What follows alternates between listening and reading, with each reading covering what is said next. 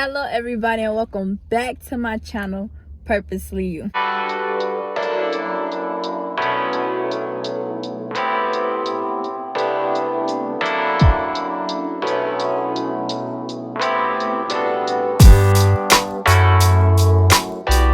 Today we will be talking about another woman of the Bible, Sarah.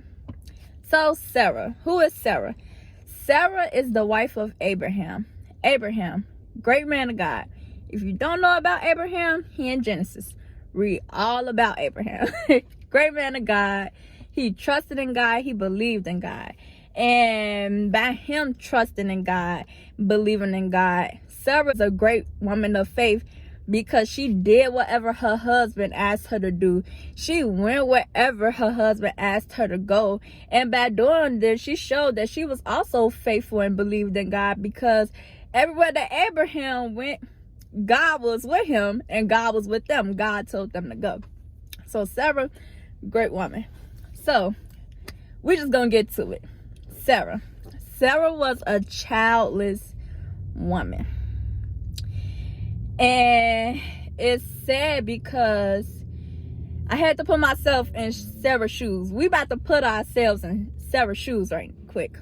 So you're gonna have to do that a lot if you've never picked up the Bible before, or even if you're reading the Bible. I will hope that you understand me. I hope you understand me. But example, in Exodus, I had to put myself in the Israelite shoes so bad. I think God told me one day, Nautica, nope, humble yourself. Because y'all, when I was reading Exodus, I'm like, these people don't listen. Like, God has been saving y'all from the beginning and y'all still doubting him. But God was like, nope, because you do the same thing. So after I heard that, because you're right, God, you're right. But back to Sarah. So with her being a childless woman, so imagine any woman that's going through that is hurt right now, because many people want kids. Many women want kids. It's something that our bodies are supposed to naturally be able to do. And Abraham also, her husband also wanted a child. So for him not to have a child, because back in the biblical days, having a son or just having a child was like top notch. Like, it was up there. Like, a man back in those days to have a son, a firstborn son, to carry out his name, to carry out his legacy, was a big deal. So, and Abraham, us putting ourselves in Sarah's shoes, we could just imagine she watching her husband play with all these other kids, knowing that she can't get him a son, knowing that she can't give him a child. Like, that was hurtful to her, because she know her husband wanted a child. She know her husband wanted to be a father. And Abraham also expressed to God in Genesis that he also wanted a child. So, but he felt he was too old for God to give him one. So she took matters. Sarah took matters into her own hands, and she told Abraham to go sleep with one of her slaves. Whoa. When I first read this, I'm like, oh gosh, she not playing. She not playing either, because it happened. But I'm like, oh my God, just think how vulnerable you have to be. Like, she loved her husband so much that she gave her husband away to another woman to have a child with, like, not from her body. And just think of how much faith she had to lose at that point. Just think of the voices she was hearing, like, telling her that her body will never be able to conceive a child. She would never be a mother. And just think of that dark place she had to be in to do that. And it's very heartbreaking when we get down in those deep, dark places as women, and when we start hearing voices, like, it's so hard for us to keep our faith, and it's so hard for us to see light on the other side of that tunnel, because it's really like something is just trying to eat us up. Something is trying to destroy us. So she gave Abraham to her slave, and they conceived a child, Ishmael. And Hagar, which was her slave, she started tormenting Sarah about it. She started mocking her. And Sarah grew angry, and she said some words to her husband. But Abraham, the whole time, he like, I didn't want to do that. You told me to do that. So she got upset. She got mad. She got angry. She knew she didn't have nobody else but herself to blame, because when Abraham told God that he wanted a son, and he said to God that he don't even have a son yet, God told him, I'm going to give you a child. And Abraham told Sarah, but she didn't believe it. And that's where she lost her faith, because it wasn't given to her right away, or it wasn't given to her on her time. So she took matters into her own hands. Oh, Hagar and Sarah's situation. You see that in the world so much today between women. And example, a man, it could be one man, a woman that has a man's child that's not necessarily with that man or married to that man. Then you got the other woman who is with that man or married to that man. And you see the woman with the child telling her or showing the other woman or tormenting the other woman, oh, I have his child, what do you have? And then you got the other woman, because we can't place blame all on that woman, because sometimes it's not always the women with the children. It be the women, oh, I'm with him and you not with him and y'all got a child. Like, that's some hurtful stuff from both ends. Either one of those actions are right. After that, Sarah, like, just imagine how disgusted Sarah had to be with her body. Just imagine how disgusted she had to be with herself, how bad she felt. And just imagine how many times she probably went to sleep crying.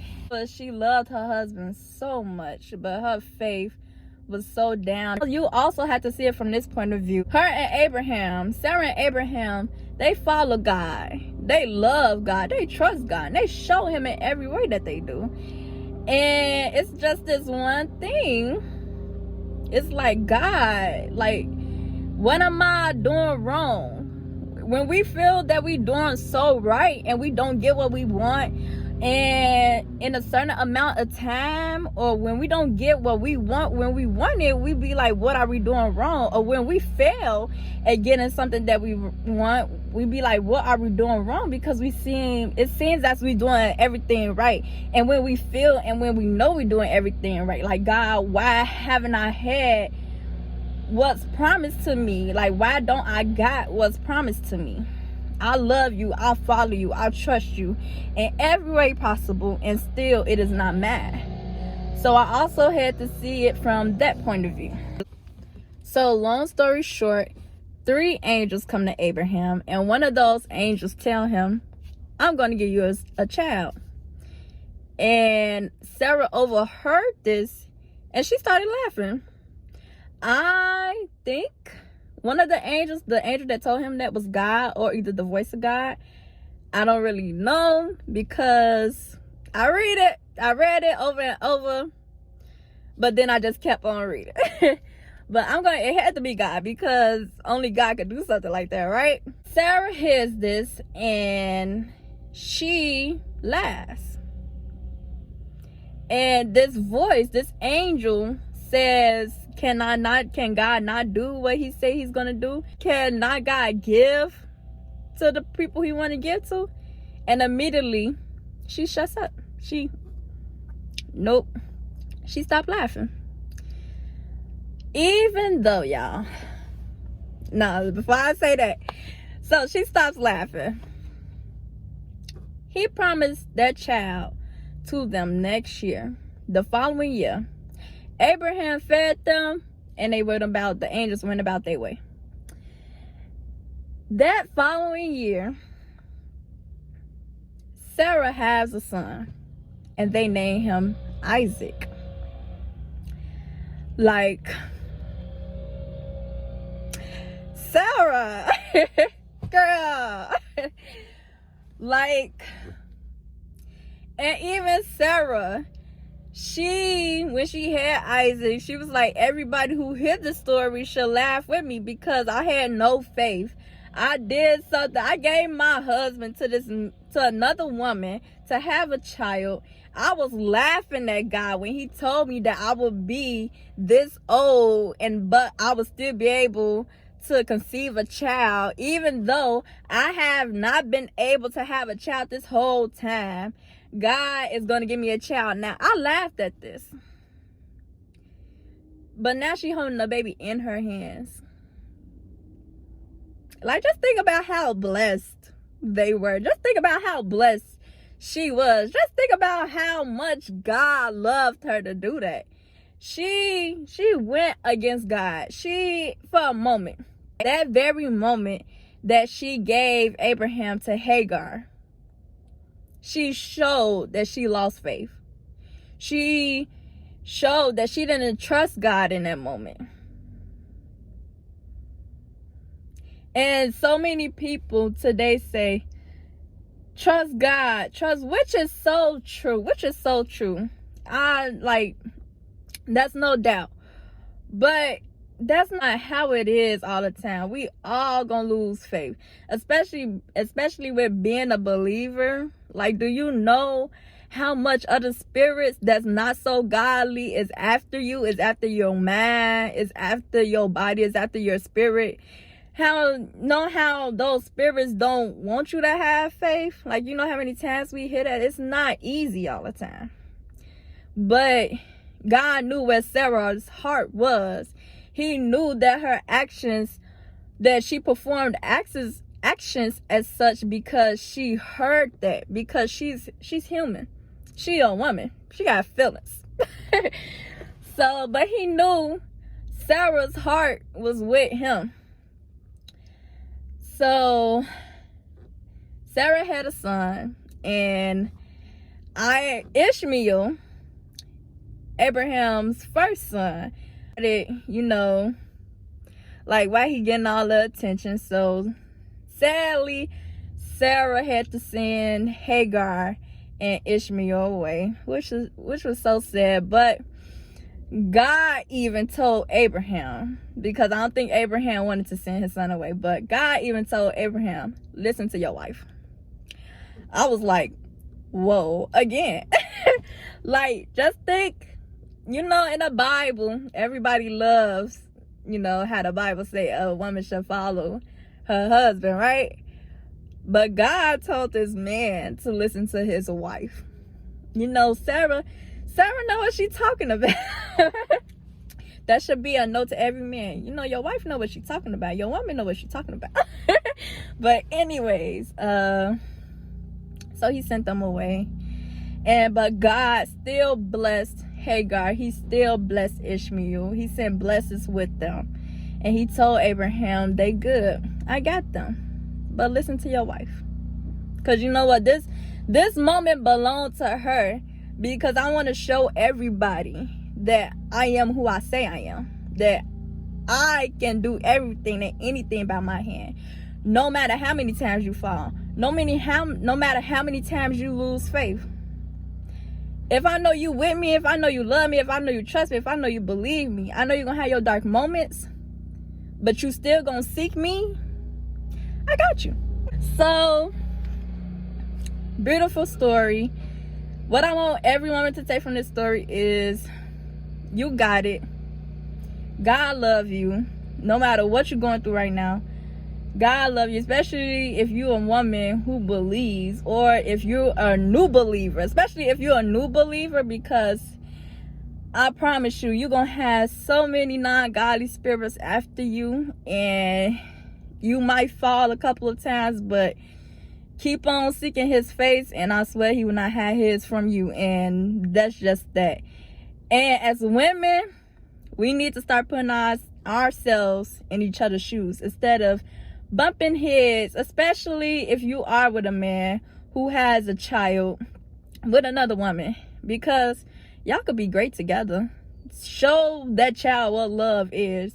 Show that child what caring, loving, and having faith, and what it's like being a strong family, because we need more strong families out. We need more families that stick together instead of trying to keep things divided. That's very needed in the world today. So that's all for Sarah, and that's all for this video. I hope you guys liked it. If y'all picked up anything else from Sarah's story, I would love to hear it, because I probably could have missed something. And God speaks to us all in different ways, so I'm very open to hear. I love hearing other people's perspectives, or other people, like what other people think about certain stories. I'm very open to it, so you can leave it in the comments. And I hope you guys like the video. Like, share, subscribe, comment, all of that. And next time, I don't know if I want to do a poem next time. I don't know if I want to do another woman of the Bible, but I'm not going to tell y'all what I'm going to do. Y'all going to have to watch the next video to find out. But thank you guys for watching. Purposely You.